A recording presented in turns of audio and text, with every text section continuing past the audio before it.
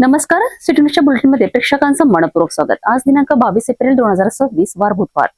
बातमीची सुरुवात करूया सुविचार मालेने. धैर्य आणि कठोर परिश्रमाने प्रत्येक अडचण तुम्हाला यशाकडे घेऊन जाईल. आजचा सूचना आपण बघितला. आता बघूया बातमीपत्राच्या ठळक बातम्या.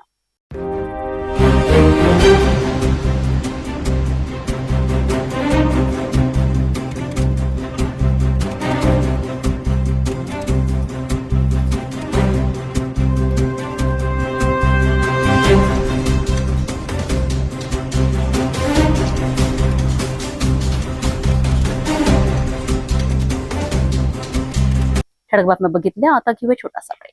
शादी और ब्याह की शुरुआत आराधना साड़ी के साथ Aradhana wholesale shopping mall L2 बीझलँड कॉम्प्लेक्स नांदगाव पेठ अमरावती जवाहर रोड अमरावती.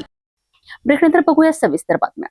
एक नजर टाकूया गुन्हेगारी क्षेत्रातील घडामोडींवर. मेळघाटातील पाणीपुरवठा योजनांबाबत एक धक्कादायक वास्तव समोर आलं आहे. कोट्यावधी रुपयांच्या RR योजना कागदावर पूर्ण दाखवल्या जात असताना प्रत्यक्षात गावांमध्ये भीषण पाणी टंचाई निर्माण झाली आहे. निकृष्ट कामे, अनियमितता आणि मजुरांचे पैसे बुडविल्याच्या गंभीर तक्रारी समोर येत आहेत. धारणी आणि चिखलदरा तालुक्यातील ग्रामीण भागाकरिता शासनाने कोट्यावधी रुपयांचा निधी खर्च करून RR पाणीपुरवठा योजना राबविल्यात. मात्र प्रत्यक्षात या योजना कागदावर पूर्ण, जमिनीवर फेल ठरत असल्याचं वास्तव उघड झालं आहे.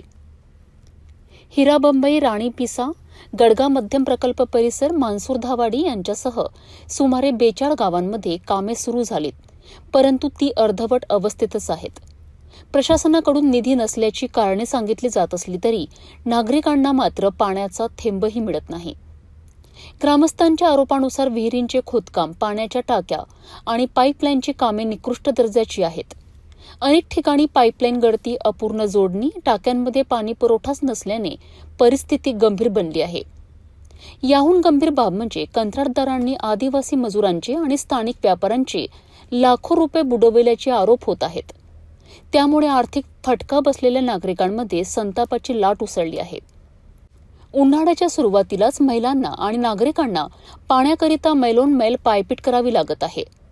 दरवर्षी कोट्यवधींचा निधी खर्च होऊनही प्रत्यक्षात लाभ मिळत नसल्याने नागरिक प्रशासनावर संताप व्यक्त करीत आहेत. कोणता गाव है माँ ये? माखला। माखला. पानी आता? अब बारिश में नहीं आता। नहीं आता. फिर नल लगा हुआ है तो ये नल में पानी नहीं आता क्या? घाम रहता तो आता। अच्छा, ये बस ऐसे शो की चीज़ें. फिर इसमें पानी कहीं भी नहीं. यहाँ पर भी ये देखो, ये नल लगा हुआ दिख रहा अपने को. ये नल लगा हुआ दिख रहा है, इसमें पानी नहीं आता. आता अपन मौका में घाम रहता तो आता। आता या संपूर्ण प्रकरणाची उच्चस्तरीय चौकशी करून दोषींवर कठोर कारवाई करावी, तसेच अपूर्ण आणि निकृष्ट कामे तातडीने पूर्ण करून नियमित पाणीपुरवठा सुरू करावा, अशी मागणी मेळघाटातील नागरिकांनी केली आहे. मेळघाटातील पाणीपुरवठा योजनांमधील हा कथित भ्रष्टाचार आणि दुर्लक्ष प्रशासनासाठी मोठं आव्हान ठरत आहे. आता तरी शासन जागं होणार का आणि नागरिकांना पाण्याचा हक्क मिळणार का, हे पाहणं महत्त्वाचं ठरणार आहे.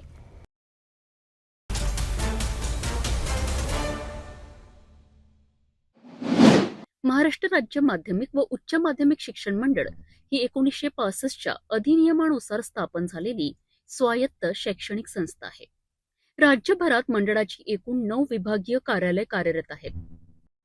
मंडळ कर्मचाऱ्यांच्या बढती आणि बदल्यांकरिता 1993 मध्ये ठरवलेले निकष आतापर्यंत लागू होते. या निकषांमध्ये वेळोवेळी सुधारणा करून कार्यकारी परिषदेची मान्यता देण्यात आली होती.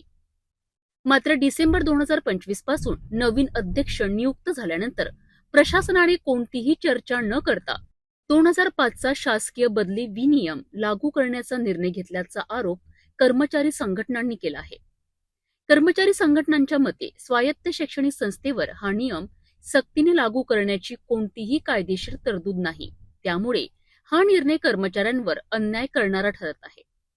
या निर्णयामुळे कर्मचाऱ्यांच्या बढती बदली प्रक्रियेत अडथळे निर्माण होऊन त्यांना दूरच्या ठिकाणी बदली होण्याची शक्यता आहे. याचा परिणाम त्यांच्या कुटुंबियांवर, मुलांच्या शिक्षणावर आणि आर्थिक स्थितीवर होणार असल्याची भीती व्यक्त करण्यात येते. दरम्यान मंडळातील एकूण 591 पदांपैकी 386 कनिष्ठ लिपिक पदे रिक्त असल्याने कामाचा मोठा ताण कर्मचाऱ्यांवर पडत आहे. तरीही कर्मचारी परीक्षेची आणि निकालाची कामे वेळेत पूर्ण करत आहेत. या सर्व प्रश्नांवर प्रशासनाशी वारंवार पत्रव्यवहार करूनही कोणताही सकारात्मक प्रतिसाद मिळाला नसल्यामुळे कर्मचाऱ्यांनी आंदोलनाचा मार्ग स्वीकारला आहे. 20 एप्रिलपासून सुरू झालेलं हे आंदोलन तीव्र करण्याचा इशारा देत 28 एप्रिलपासून काम बंद आंदोलन करण्याचा निर्णय कर्मचाऱ्यांनी घेतला आहे.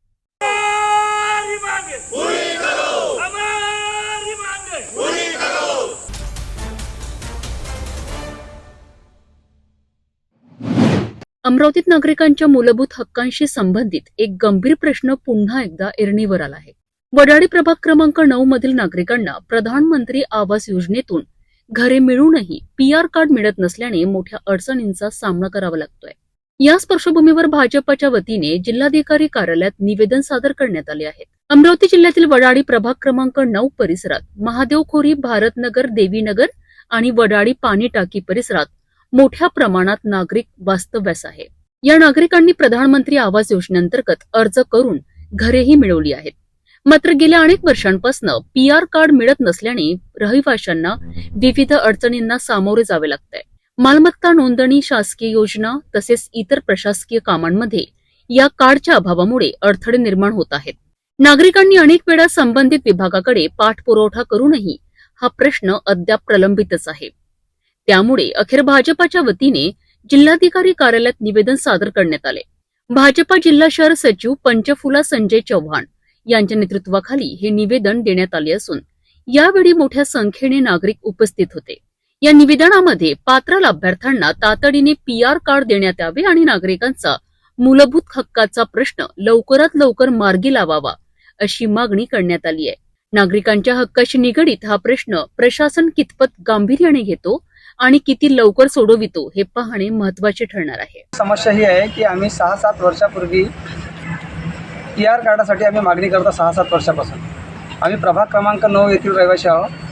त्यामधील देवीनगर, भारतनगर, प्रबुद्धनगर, पारधी कॉलनी, महादेवखोरी आणि बांबू गार्डन, पाणी टाकी परिसर या परिसरात फार मोठ्या प्रमाणात स्लम एरियातले लोक वास्तव्यास आहेत व मोलमजुरी करून आपली उपजीविका भागवतात आणि घर नसल्यामुळे प्रधानमंत्री आवास योजनेचे फॉर्म भरले होते. पण ते फॉर्म भरले, पहिला टप्पा जो आहे प्रधानमंत्री आवास योजनेचा तो संपुष्टात आलेला आहे. आता दुसरा टप्पा सुरू झालेला आहे.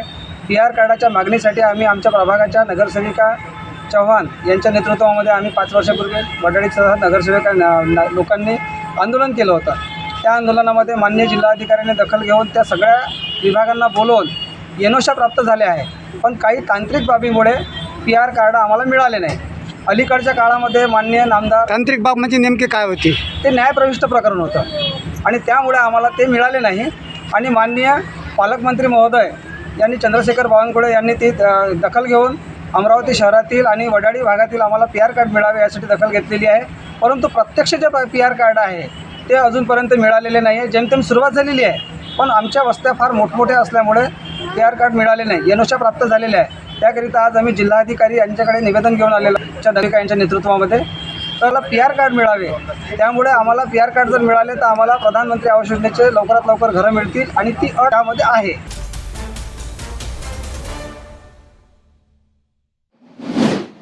अमरावती जिल्ह्यातील रोहणखेड गावात स्मशानभूमीच्या वापरावरून वाद चिघळला आहे. गावातील एकमेव स्मशानभूमीत अंत्यसंस्कार करण्यास काही व्यक्तींकडनं अडथळा निर्माण होत असल्याचा आरोप ग्रामस्थांनी केला आहे. ग्रामस्थांच्या माहितीनुसार 21 एप्रिल रोजी एका मृत व्यक्तीच्या अंत्यसंस्कारावेळी काही लोकांनी अडथळा आणत वाद निर्माण केला. या घटनेनंतर गावात भीती आणि तणावाचे वातावरण निर्माण झाले आहे. एखाद्या व्यक्तीचा मृत्यू झाल्यास अंत्यसंस्कार कुठे करायचे असा संतप्त सवाल ग्रामस्थांनी उपस्थित केला आहे. या पार्श्वभूमीवर ग्रामस्थांनी थेट जिल्हाधिकाऱ्यांकडे निवेदन सादर करत तातडीने हस्तक्षेप करण्याची मागणी केली आहे. गावकऱ्यांना त्यांच्या एकमेव स्मशानभूमीमध्ये अंत्यसंस्कार करण्याकरता अडवले जात आहे. यापेक्षा मोठं मूलभूत अधिकारांचं हनन कोणतं राहील? खेड्यागावातील लोकांना आज AIच्या युगात साधे रस्ते नाहीत, पाणी नाहीत व त्यांना मूलभूत अंत्यसंस्कार जे की एक फार अत्यंत बेसिक अशी गोष्ट आहे त्यासुद्धा सुविधेपासून वंचित केले जात आहे व यावर हे नागरिक माझ्याकडे आले असता त्यावर कुठल्याही प्रशासनानं कुठलीही ॲक्शन घेतलेली नाही. करिता आम्ही आज इथं कलेक्टर ऑफिसमध्ये कलेक्टर साहेबांना निवेदन देण्याकरता आलेलो आहे व ज्या झालेल्या अडवणुकीबद्दल व भविष्यात तिथं जर कुठला व्यक्ती मृत्यू झाला तर त्याचा अंतिम संस्कार कुठे होईल व त्यामध्ये कुठला वाद व भांडण निर्माण झाल्यास याला प्रशासन व कोण जबाबदार राहील याकरता व याचा जाब विचारण्याकरता आम्ही जिल्हाधिकारी कार्यालयात आलेलो आहे. गोष्ट अशी आहे दादा का मी माझं वय समजा 52 वर्ष झाले आहे आणि आमच्या गावात कोणत्याच प्रकारची स्मशानभूमी याच्या अगोदर रेकॉर्डला आहे, पण तिथं नेहमी अडवण्याचा प्रयत्न करत आहे.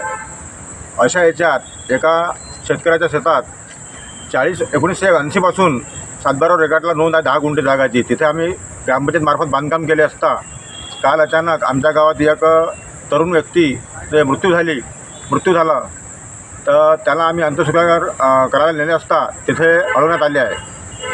तर आम्हाला हा प्रश्न पडला का आम्ही त्या प्रेताला न्याव कुठं, बाकी कुठेच जागा नाही आहे. तर याच्यात जर समजा चंगराचंगरी झाली, काही भानगड झाली, उद्या त्याला जबाबदार कोण राहणार असा माझा प्रश्न आहे.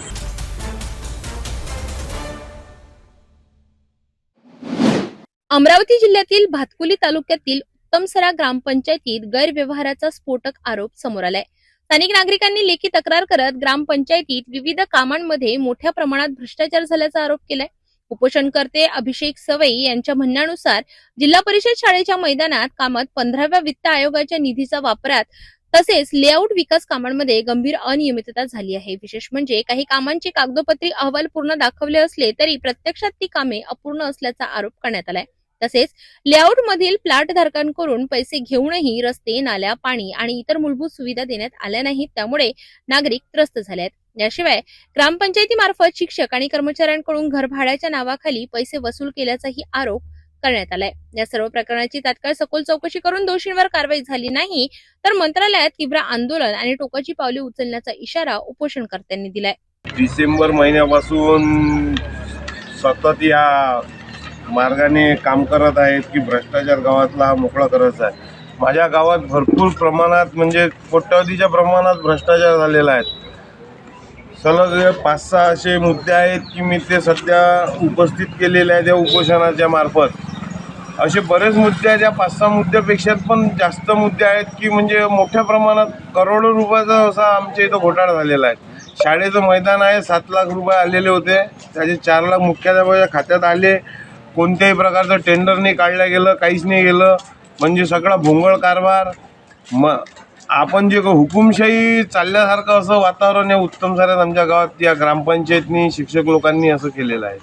माहिती आहे का, तहसीलदाराची ऑर्डर आहे त्याच्यात सरळ लिहिलेलं आहे 12व्या मुद्द्यात की लेआउट मालकाने लेआउटमध्ये सुयोग्यरित्या पायाभूत सुविधा उपलब्ध करून देणे बंधनकारक आहे व राहील. तुम्ही पाहू शकता या लेआउटमध्ये ना रस्ते आहेत, ना काही आहे, गार्डन मध्ये ना खेळणे आहेत, ना काही आहे. ग्रामपंचायतने एनओसी देऊन दिली, पूर्ण गावाचा विचार केला नाही, काही नाही. मी कालच्या तारखेला उपोषणाला बसलो 21 तारखेला. अजूनही ग्रामपंचायतचा, पंचायत समितीचा, तहसीलचा कोणताही व्यक्ती आला नाही. फक्त एकच व्यक्ती मला इथं भेटून गेलेले आहेत, फक्त जे महसूल संबंधित राहतात ते म्हणजे पटवारी साहेब. विषय असा आहे साहेब, याच्यात आतापर्यंत मला कोणीही उपोषणाला बसू नका, आम्ही तात्काळ कारवाई करतो, हे करतो, ते करतो असंही मला पत्र भेटलं नाही. आपलं पुढचं पाऊल काय राहील? उपोषणानंतर आपल्याला जर न्याय मिळाला नाही तर मला या उपोषणात न्याय मिळाला नाही तर मी कोणत्याही स्तरावर जाऊन कोणतंही आंदोलन करू, पण मी हा भ्रष्टाचार उघड पाडल्याशिवाय राहणार नाही. त्या आंदोलनाचा प्रकार काय राहील? मी मुंबईला मंत्रालयासमोर जाऊन आंदोलन करन. मला न्याय मिळाला नाही तर मी आत्मदहन करन.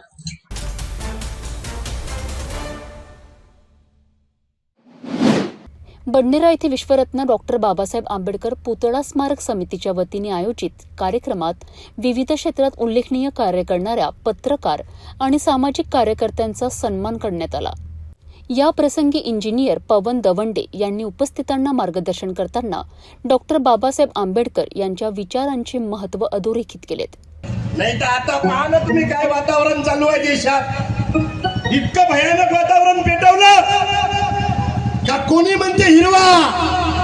मी एका मिनिटात परिस्थिती मांडतो आपल्या देशातली सध्या वातावरण काय चालू आहे. अरे कोणी म्हणते हिरवा तर कोणी म्हणते भगवा.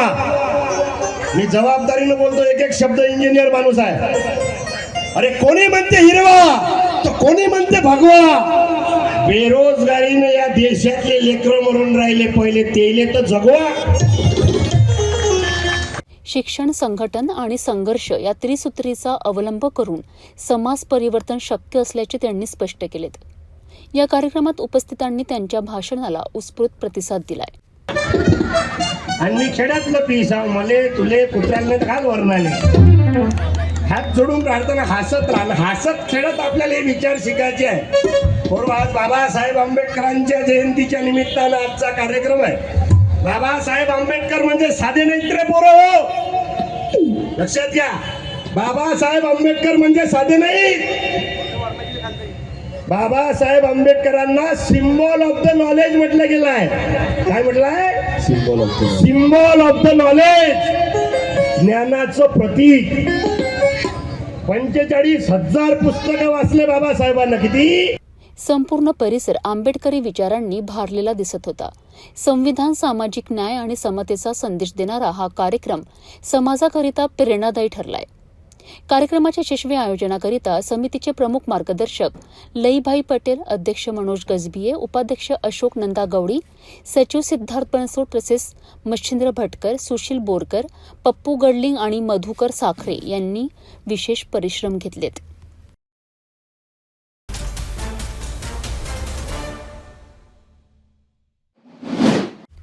विद्यार्थ्यांच्या सर्वांगीण विकासाकरिता एक वेगळा आणि अनोखा उपक्रम राबविण्यात आला आहे. आर्ट ऑफ लिव्हिंग फाउंडेशनच्या माध्यमातून विद्यार्थ्यांच्या 6th सेन्स म्हणजे 6व्या इंद्रियाला जागृत करण्याकरिता विशेष कार्यशाळेचे आयोजन करण्यात आले होते.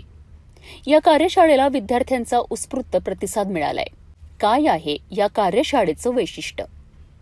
मानसिक एकाग्रता, आत्मविश्वास आणि अंतर्मनाची जाणीव वाढवण्याकरिता आर्ट ऑफ लिव्हिंग फाउंडेशन अंतर्गत ही विशेष कार्यशाळा आयोजित करण्यात आली होती. या कार्यशाळेत विद्यार्थ्यांना डोळे बंद करून आपल्या 6व्या इंद्रियाच्या माध्यमातून समोरच्या वस्तूंचा अनुभव घेण्याचे आणि त्यांना पाहण्याचे प्रशिक्षण देण्यात आले. प्रशिक्षकांकरिता विविध ऍक्टिव्हिटी, ध्यान आणि प्रात्यक्षिकांच्या माध्यमातून विद्यार्थ्यांची संवेदनशीलता आणि निरीक्षण क्षमता विकसित करण्यावर भर दिला आहे. कार्यशाळेदरम्यान अनेक विद्यार्थ्यांनी डोळे बंद ठेवून वस्तू ओळखण्याचा यशस्वी प्रयत्न केला, ज्यामुळे त्यांच्या आत्मविश्वासात लक्षणीय वाढ झाल्याचे दिसून आले. तज्ज्ञांच्या मते अशा प्रकारच्या प्रशिक्षणामुळे विद्यार्थ्यांमध्ये एकाग्रता, स्मरणशक्ती आणि मानसिक स्थैर्य वाढण्यास मदत होते.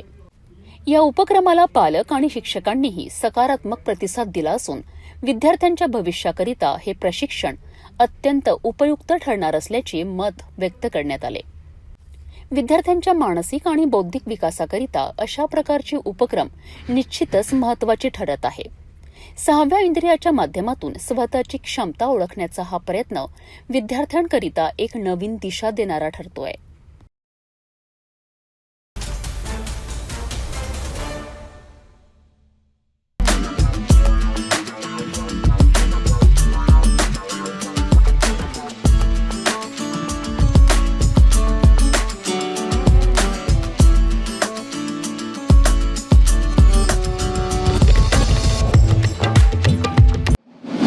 यवतमाळ जिल्ह्यातील राडेगाव प्रकरणावरून भाजपमध्येच मतभेद उघड झाले आहेत. जिल्हाध्यक्षांच्या दाव्याला आमदारांनीच फेटाळल्याने राजकीय वर्तुळात चर्चांना उधाण आलं आहे.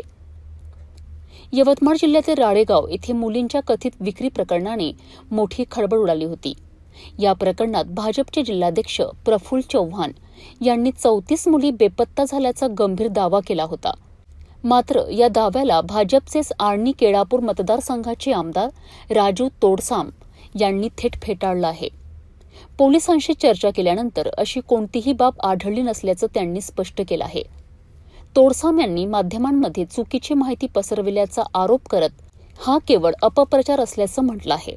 यवतमाळ जिल्ह्यातील राडेगाव विधानसभेमध्ये खास करून राडेगाव शहरामध्ये एक 2 दिवसापासून आदिवासी मुलींच्या संदर्भात एक दुर्दैवी बाब प्रसारमाध्यमाच्या माध्यमातून सातत्याने दाखवली जात आहे. परंतु जी बाब माननीय आमचे जिल्हाध्यक्ष प्रफुल्लजी चव्हाण आणि सन्माननीय मंत्री महोदय यांनी जी भूमिका घेतली त्या भूमिकेच्या संदर्भात मला त्याचं स्पष्टीकरण देणं फार अपेक्षित वाटलं. कारण की ज्या आदिवासी मुलींच्या संदर्भात ज्या 34 मुलींना पळून नेलं किंवा त्या 34 मुलींची विक्री झाली किंवा त्या 34 मुलींवर अन्याय झाला, अत्याचार झाला, अशा प्रकारचं जे काही विधारक प्रचार प्रसार माध्यमातून झालेलं आहे ते अतिशय दुर्दैवी आणि चुकीचं आहे हे मला आवर्जून सांगणं या ठिकाणी वाटतंय. कारण हा आदिवासी मुलींचा अवमान नाही, हा संपूर्ण आदिवासी समाजाचा आहे. त्यामुळे आदिवासीची कुठलीही मुलगी त्या ठिकाणी विकल्या गेली नाही, पळून गेली नाही किंवा कुठल्याच प्रकारची घटना घडली नाही अशा सविस्तर चर्चा मी सन्मान्य SP साहेबांसोबत माननीय कुमार चिंतासोबत चर्चा केली. त्या चर्चेमध्ये मला निदर्शनात आलं की जी काही व्हिडिओ क्लिप आली ते व्हिडिओ क्लिप कुठली आहे, कसं आहे, ते एक व्यक्ती आहे, ते ठरलेले व्यक्ती आहे आणि त्याचे ते बॉयफ्रेंड आहे हेच लक्षात आलं. आणि त्याच्यानंतर ज्या घटना दाखवलेल्या आहेत या 2 वर्षांमध्ये 2025 ते 2026 पर्यंत एकूण 63 घटना झाल्या. त्या 63 घटनापैकी केवळ 3 घटना व्हेरीफाय व्हायच्या आहे, बाकी सगळ्या झालेल्या आहे. आणि दुसरी गोष्ट, ज्याही घटना या 2 दिवसामध्ये ज्या मुलींच्या संदर्भात किंवा ज्या यवतमाळ जिल्ह्यातल्या आदिवासी मुलींच्या संदर्भात जी बातमी चालली ती अतिशय चुकीची आहे. जेवढ्याही घटना मी चेक केल्या त्या पोलीस स्टेशन SP ऑफिसकडे बसून त्यामध्ये एकही आदिवासीची मुलगी नाही. एकमेव आदिवासीची मुलगी होती, ती मुलगी वयानं कमी होती आणि त्यांना लग्न करायचं होतं आणि ती लग्न करण्यासाठी तयार होते, नातेवाईकही होते आणि हे होते. परंतु त्यांचं काहीतरी डिस्प्यूट वातावरण झालं किंवा त्या ठिकाणी वयाचा काहीतरी प्रॉब्लेम आला आणि म्हणून तेवढीच एक घटना, एक आदिवासी समाजातली प्रधान समाजाची मुलगी आणि प्रधान समाजाचाच व्यक्ती त्यांची ते दुसऱ्यांदा लग्न करण्याचा जो विषय होता की त्याची पहिल्या पत्नी मरण पावली आणि त्याला दुसऱ्यांदा लग्न करायचा, अशा प्रकारचा प्रसंग त्या ठिकाणी दोन्ही घटना एकाच जातीच्या प्रधान समाजाच्या. आणि एवढीच एक घटना जर आदिवासी समाजाची जर सोडली तर दुसरी कुठलीही घटना या 2 वर्षामध्ये आदिवासी मुलींच्या संदर्भात किंवा आदिवासींच्या संदर्भात झाली नाही. अशा प्रकारचं स्पष्टीकरण सन्माननीय कुमार चिंता अधीक्षक यवतमाळ यांनी मला दिलं. त्यामुळे अशा प्रकारच्या अपप्रचाराला बळी पडू नये अशा प्रकारची विनंती मी एक आदिवासीचा आमदार म्हणून या ठिकाणी विनंती करतो. धन्यवाद. या सगळ्या प्रकारामुळे भाजपमध्येच अंतर्गत मतभेद उघड झाले असून संवेदनशील प्रकरणावर पक्षाच्या 2 नेत्यांनी वेगवेगळे दावे समोर आल्याने राजकीय वातावरण तापलं आहे. विशेष म्हणजे हे प्रकरण आदिवासी विकास मंत्र्यांच्या मतदारसंघाशी संबंधित असल्याने याला अधिकच गांभीर्य प्राप्त झालं आहे. दरम्यान या प्रकरणाची सखोल चौकशी व्हावी अशी मागणीही विविध स्तरांतून केली जात आहे. राडेगाव प्रकरणावरनं भाजपमध्येच मतभेद समोर आले असून सत्य काय आहे हे चौकशीनंतर स्पष्ट होणार आहे. या प्रकरणाकडे संपूर्ण राज्याचं लक्ष लागलं आहे.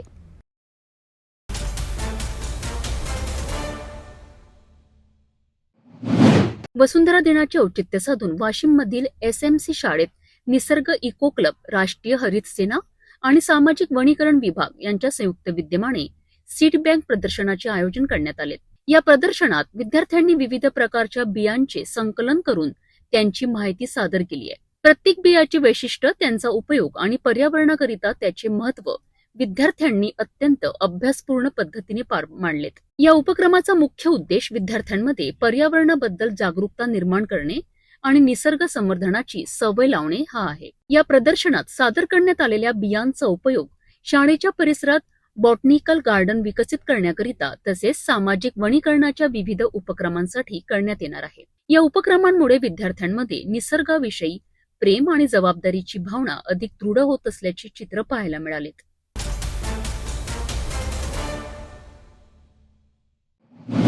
वाशिम शहरातील पुसद नाका परिसर हा अकोला नांदेड राष्ट्रीय महामार्गावरील एक महत्वाचा आणि वर्दळीचा चौक मानला जातो. मात्र सध्या सुरू असलेल्या सर्व्हिस रस्त्याच्या कामामुळे या ठिकाणी वाहतुकीचे नियोजन पूर्णपणे कोलमडले आहेत. बुधवारी दुपारच्या सुमारास परिस्थिती इतकी बिकट झाली आहे की चौकाच्या 4ही बाजूंनी वाहतूक पूर्णपणे ठप्प झाली आहे. मोठ्या प्रमाणावर 4 चाकी, दुचाकी आणि मालवाहू वाहनांच्या लांबच लांब रांगा लागल्यात. उन्हाच्या कडक तापमानात वाहन चालक, प्रवासी आणि स्थानिक नागरिक अक्षरशः हैराण झाले आहेत. सर्वात गंभीर बाब म्हणजे या कोंडीत एक अँब्युलन्सही अडकली होती. त्यामुळे रुग्णसेवेवर परिणाम झाला असून प्रशासनाच्या नियोजनावर प्रश्नचिन्ह उपस्थित झाले आहेत. नागरिकांचा आरोप आहे की सर्व्हिस रस्त्याच्या कामादरम्यान कोणतीही पर्यायी वाहतूक व्यवस्था करण्यात आलेली नाही. तसेच वाहतूक नियंत्रण करण्याकरिता पोलीस यंत्रणाही अपुरी पडत असल्याचे चित्र दिसले आहे. यामुळे प्रशासनाने तातडीने योग्य उपाययोजना करून वाहतूक सुरळीत करावी अशी मागणी नागरिकांकडून होत आहे.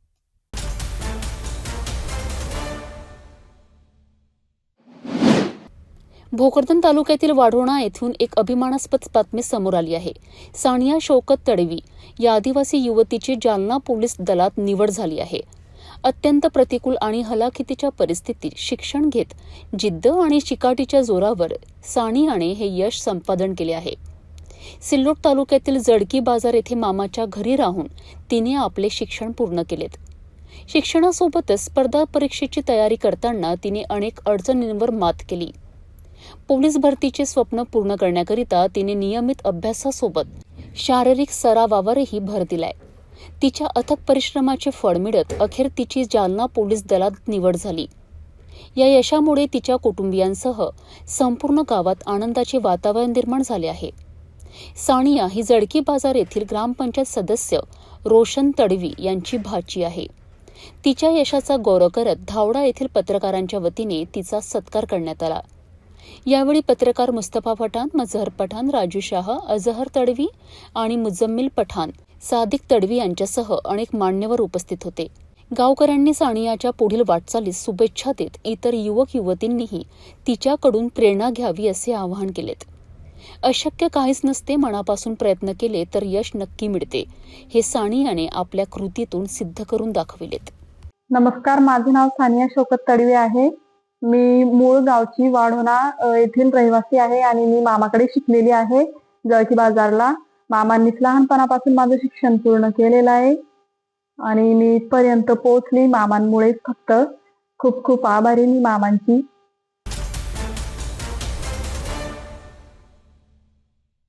जाता जाता पुन्हा एकदाच्या ठळक बातम्या.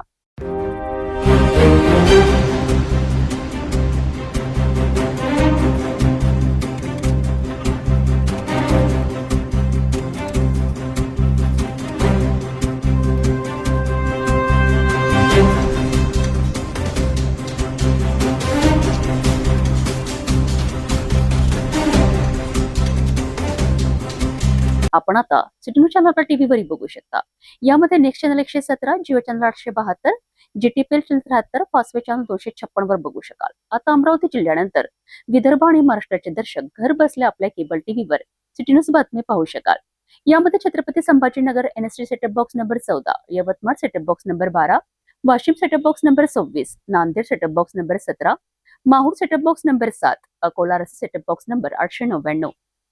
लवकरच आम्ही आपल्यापर्यंत पोहोचणार आहोत. जर आपल्या टीव्हीवर सिटी न्यूज दिसत नसेल तर आपण आपल्या केबल ऑपरेटर संपर्क करावा. आपण सिटी न्यूज केबलच्या व्यतिरिक्त युट्यूब, फेसबुक, इंस्टाग्राम आणि ट्विटरवर बघू शकता. याकरिता सोशल मीडिया अकाउंट सबस्क्राईब करा, फॉलो करा, लाईक करा. युट्यूब अकाउंट सबस्क्राईब करण्याकरिता सबस्क्राईब बटनाला क्लिक करा आणि बेल आयकॉन दाबायला विसरू नका, कारण सरकारी समाचार आपल्यापर्यंत पोहोचणार आहेत. तसेच सिटी न्यूजचे फेसबुक पेज लाईक करा, इंस्टाग्राम आणि ट्विटर हँडल फॉलो करा. आपण व्हॉट्सअपवर सुद्धा सूचना देऊन न्यूज प्राप्त करू शकता. व्हॉट्सअप नंबर स्क्रीनवर येत आहे. हे बातमीपत्र थांबूया. पुन्हा भेटू नवीन घडामोडींसोबत. आपण बघत राहा फक्त सिटी न्यूज.